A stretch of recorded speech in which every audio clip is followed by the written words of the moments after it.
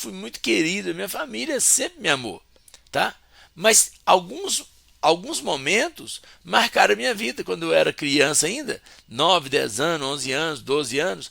Aí alguém falava assim, manda dormir na padaria. Aí alguém falava assim, ele tem medo. E eu passei a ter medo. Medo de quê? Não sei, ué. Eu falaram que eu tinha medo. Ah, mas ô que menino bobo. Pô, eu posso até ser bobo, mas eu era criança. Se alguém falar assim, nós vamos passar fome, eu já começava a ficar com fome, porque eu acreditava literalmente naquelas coisas. Então, a gente precisa entender que nós estamos conversando com seres humanos que são diferentes, cada um na sua individualidade. Tem criança que é mais agitada, tem criança que é mais quieta, tem criança que é mais falante, tem criança que é mais introspectiva. E você tem que saber. Mas dá muito trabalho. Dá, ué. Dá, ué. Mas todo mundo cria mais ou menos. Por isso que a sociedade está mais ou menos também.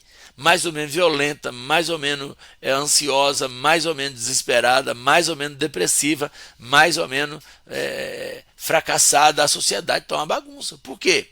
Porque a sociedade é um conjunto de famílias. E família é um conjunto de pessoas. Então só tem um jeito de mudar. Eu mudo a mim, depois influencia a minha família, e a minha família influencia a sociedade. Mas nem todo mundo vai fazer. Ué. Nem todo mundo vai fazer, mas eu vou fazer o quê? Mas eu vou começar. Eu vou tentar fazer a minha parte. Então, quando a pessoa entende isso, gente, é muito forte, poderoso. Quem quiser fazer algum comentário, manda no chat aí, porque é muito importante você compreender isso. Por quê? Quando você vai reforçando aquele projeto. Eu quero ler um texto com você, só um trechinho. Gênesis capítulo 37, um texto super conhecido, tá? Um texto super conhecido da Bíblia sobre José, governador do Egito. A gente fala José do Egito. O texto começa assim, olha que interessante o detalhe no começo. Habitou Jacó na terra das suas peregrinações, né, peregrinações do seu pai, na terra de Canaã. Essa é a história de Jacó. Olha de quem é a história. A história de Jacó. Está falando da história de Jacó, filho de Isaac, neto de Abraão. Então, tá aqui, ó. Essa é a história de Jacó. Ponto. Aí começa a outra frase. Tendo José 17 anos, apacentava rebanho com seus irmãos. A história não é de Jacó? Eu não vou falar de José. Por quê? Porque não dá para contar a história de Jacó sem citar José. José era o filho mais novo na época que aconteceu o que aconteceu no capítulo 37. Benjamim foi nascer depois. O filho mais novo de Jacó se chamava Benjamim. Tá? Filho de Raquel. Raquel foi mãe de José e de Benjamim. Jacó teve 4 mulheres e, claro, teve muitos problemas também em consequência disso, mas é cultura, é um outro momento da história. Ele foi enganado pelo sogro, né? Quem não sabe, depois vai ler na Bíblia que você vai entendendo, a gente vai falando aqui também. Tá? Então, o que eu quero mostrar? Primeira coisa, não dá para contar a história de Jacó sem contar a história de José. Isso é relevância. Isso é você marcar uma geração. Agora, você não precisa ser José, você não precisa ser governador do Egito. É só você marcar a sua família. É só alguém falar alguma coisa da sua família, vai ter que citar o seu nome em algum momento, vai ter que contar um pouco da sua história, porque você influenciou, você cuidou, você ajudou, você se sacrificou, você semeou, você investiu na sua família de alguma forma. Gente, é muito forte quando você faz isso. Qualquer coisa que você faz, você vai contar a história de alguém, você tem que citar uma outra pessoa, porque aquela pessoa foi fundamental. Né? Então, por exemplo, você tem uma profissão hoje, mas você não consegue contar a sua história se você não citar o pai que te incentivou, sua mãe que te apoiou, ou seu tio que pagou, ou seu padrinho que te deu ideia. Alguém foi tão influente naquele momento, alguém foi tão importante, teve uma atitude tão relevante que marcou. Assim a gente deve ser a nossa vida, na nossa família. Seus filhos não podem contar nenhuma história em que você não esteja incluído nela. Você tem que ser citado de alguma forma. Por quê? Porque você ajudou, porque você motivou, porque você apoiou. Porque é isso que é família. Família é um lugar que a gente tem que apoiar os projetos. E treinar as crianças e adolescentes a sonhar sem medo. Sonhar sem medo de ser julgado, sonhar sem medo de ser criticado. Sonhar sem medo de ser cobrado. Ontem eu citei aqui sobre isso. O meu filho, quando era adolescente, ele influenciado, né? Pela, pela televisão e tal. Ah, quer ser jogador de futebol? Foi bom, vamos embora, vamos treinar, vamos jogar bola. Daí a pouco eu falei, não, não dá, futebol não vou, eu quero só brincar de futebol mesmo. Eu quero ser jogador de jogo eletrônico no computador. Então vão jogar jogo eletrônico no computador, vão treinar, vão estudar. Tudo tem que ter estudo no meio. Qualquer assunto você vai estudar aquilo ali. Ah, não, não quero isso não. Vão trabalhar em outra coisa. E há uns 3 anos atrás, ele descobriu o mercado financeiro, né? E foi eu mesmo que apresentei para ele, porque eu estava vendo, não estava entendendo, falei, me ajuda aqui. E ele se envolveu, ele gostou, e agora ele estuda, né? Israel, que sempre falou que não gostava de escola, agora lê livros e mais livros e mais livros. Por quê? Porque ele se encontrou. Agora, ele tem que ficar nisso até quando? Até quando ele quiser, a vida é assim. Fernanda, a mesma coisa. Fernanda, tem os projetos dela e eu vou fazer isso, fazer aquilo, está cursando psicologia, está quase formando. Começou um canal recentemente. Se você não se inscreveu, se inscreva no canal Coração Curado, da Fernanda, que vai tratar de saúde mental, emocional. Nós estamos terminando nossa graduação de psicologia. Gente, é muito importante que você cuide da sua mente.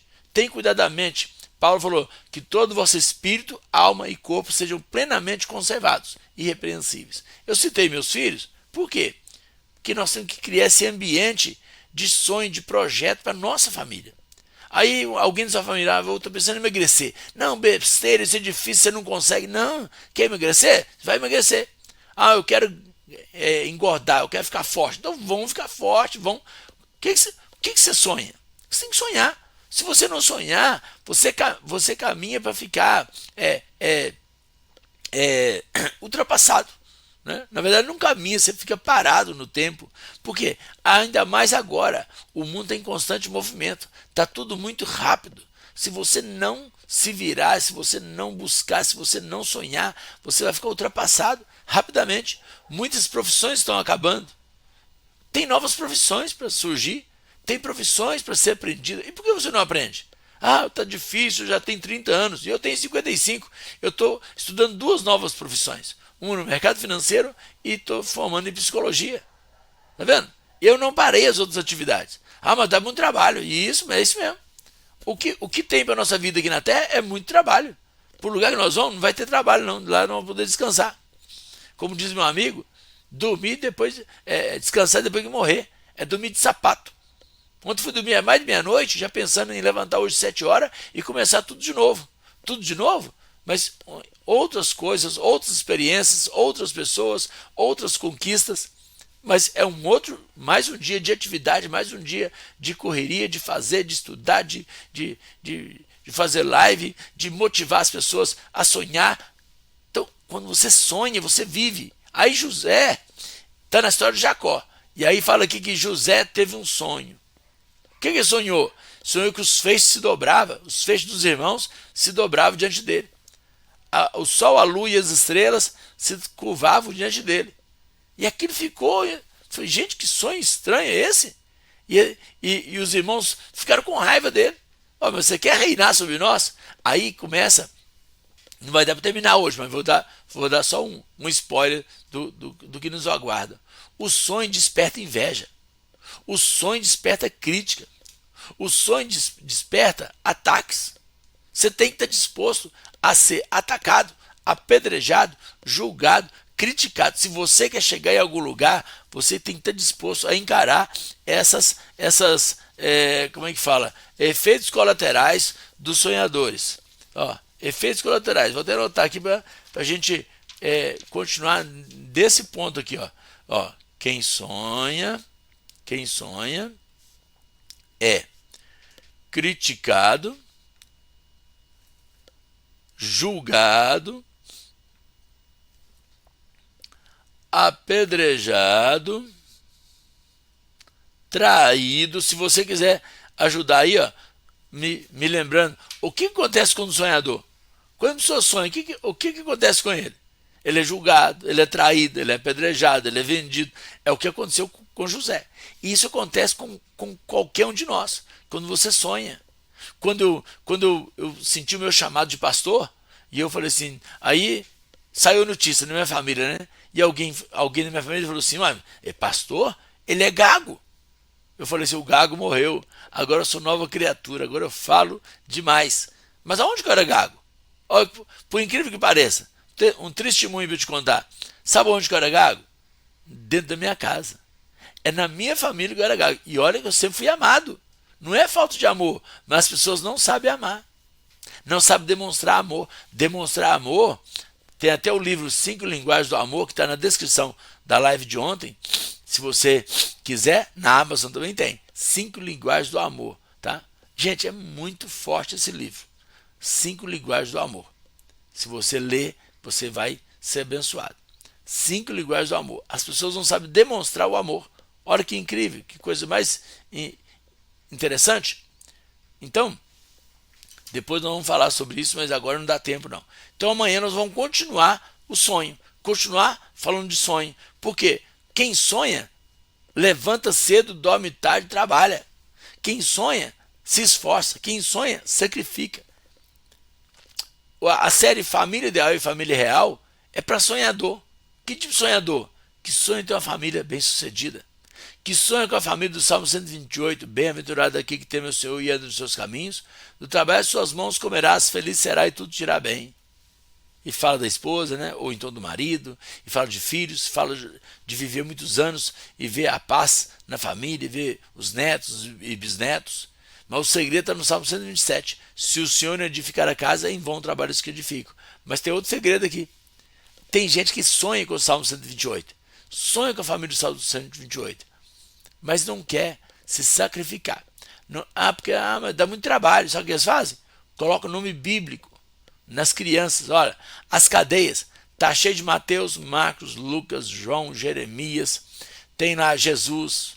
Tem até Deus. Só que Deus eles colocam o nome ao contrário. Conhece alguém que chama Suede? É Deus ao contrário. E coloca lá Filemão, e coloca lá Paulo, e coloca lá Saulo, e coloca lá Pedro, e coloca Benjamim, e coloca Adão, coloca Eva, coloca Débora, coloca Noemi, coloca Ruth, tá vendo um monte de nome bíblico? Isso é insuficiente. Se você sonha com a família bem-sucedida, é muito mais do que nome. Lembra da família de Davi? Absalão, pai da paz, que matou Aminon. Adonias, Deus é Senhor, provocou Salomão, Salomão matou ele. Tamar, plantinha frágil, foi abusada pelo próprio irmão. Nome só não é suficiente. Gente, o nome não é suficiente. Você tem que ensinar o menino no caminho que deve andar. E ensinar como? Com palavras e com exemplo. Como diz o meu amigo, né? A palavra ensina e o exemplo arrasta. É assim. Então, vamos sonhar.